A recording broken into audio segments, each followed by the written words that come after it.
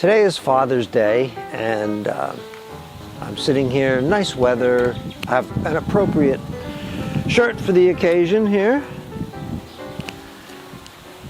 And I thought it would be fun to kind of reflect on the role that some of us have as fathers.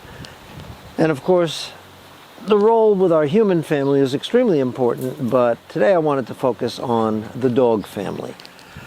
During the course of this video, I'm going to put some links that will pop up in the upper right-hand corner to other videos that go into aspects of dog parenting in far more depth, in case you would like to look at those and make note of the details. But just to give you kind of an overview, if you are interested in getting a really good companion as a pet, not interested in showing or breeding or judging dogs as I have devoted my life to, but just want a really good companion. Starting at the beginning, you want to make sure that the dog you get has the two most important qualities for a pet. And number one is health. Number two is temperament. The only way you're going to get a reasonable assurance of having a pet with good health and good temperament is to go to a responsible breeder. And we have a link right here that will explain exactly how you can recognize a good breeder. Needless to say, you do not want to buy from the pet shop. You do not want to buy from anything resembling a puppy mill. You do not want to buy online. Once you've selected the breeder and the puppy, then you want to make sure that you start correctly. Now, starting correctly, of course, means proper training, proper housebreaking. Again, I'm going to put a link right here that shows a video that explains exactly how to go about using a crate for proper housebreaking.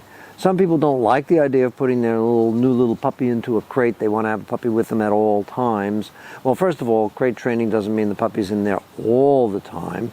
The puppy will spend quite a bit of time on your lap. But also, if you make a small sacrifice for a few weeks and give that puppy proper training, then by the time the puppy is about maybe 4 months old, they'll be spending quite a bit of time with you and have lots of freedom with proper supervision.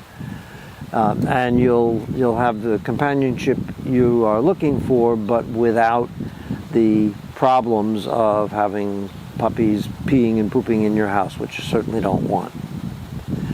I would say by the time the puppy is about 6 months old, they will be essentially housebroken, and you'll have your companion for the rest of its life, and it'll be a really good companion that's going to be well behaved. Kind of like little Apple here. Apple is fixated on the birds that are flying behind the camera that you can't see. You can't get the birds, I'm sorry.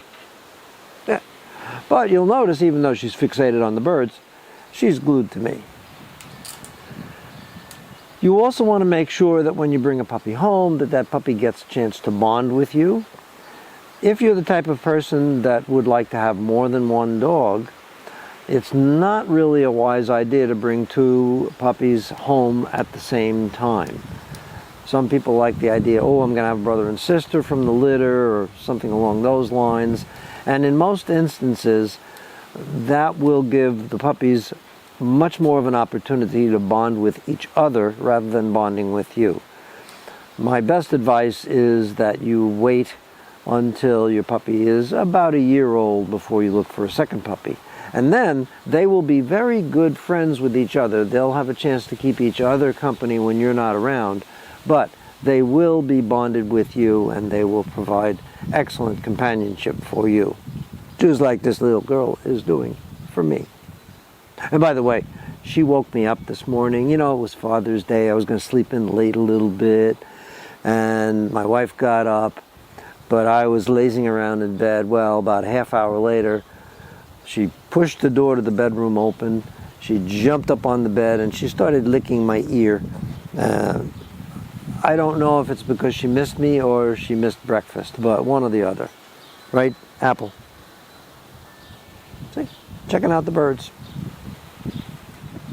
You also want to make sure as your puppy matures that you want to provide proper nutrition for the dog. And again, there's a link that'll show you a video I did on what to feed your dog.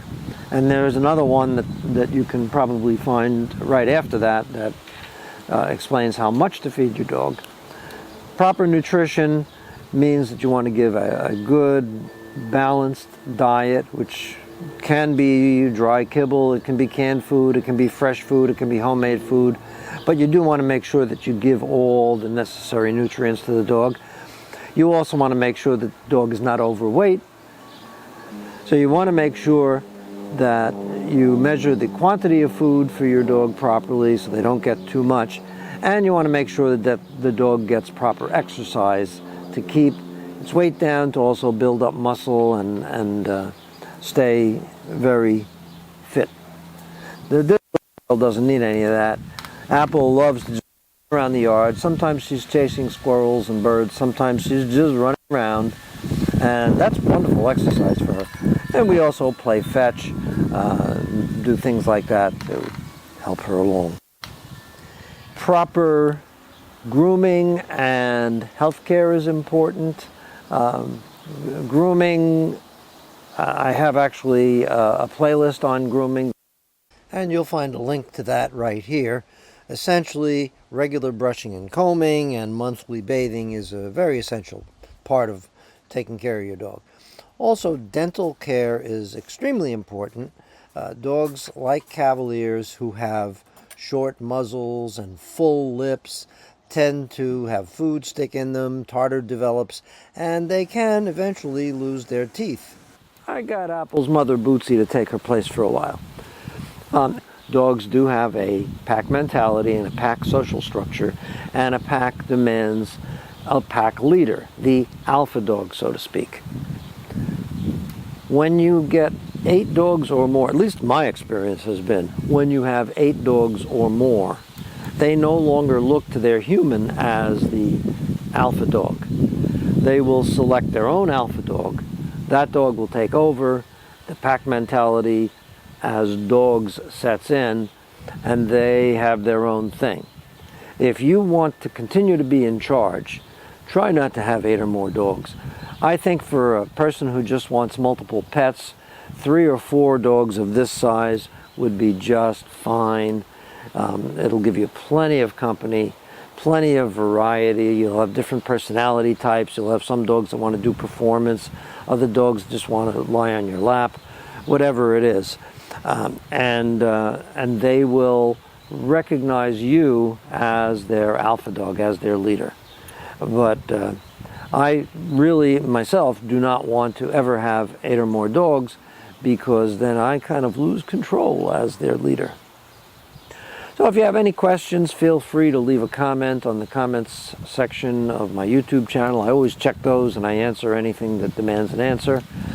There's also a link at the end to my website, and you can use that to send an email. So to all those fathers out there, whether they're human fathers or dog fathers or fathers in any other sense of the word, I hope you've had a nice Father's Day, and keep your family and your dogs healthy and happy.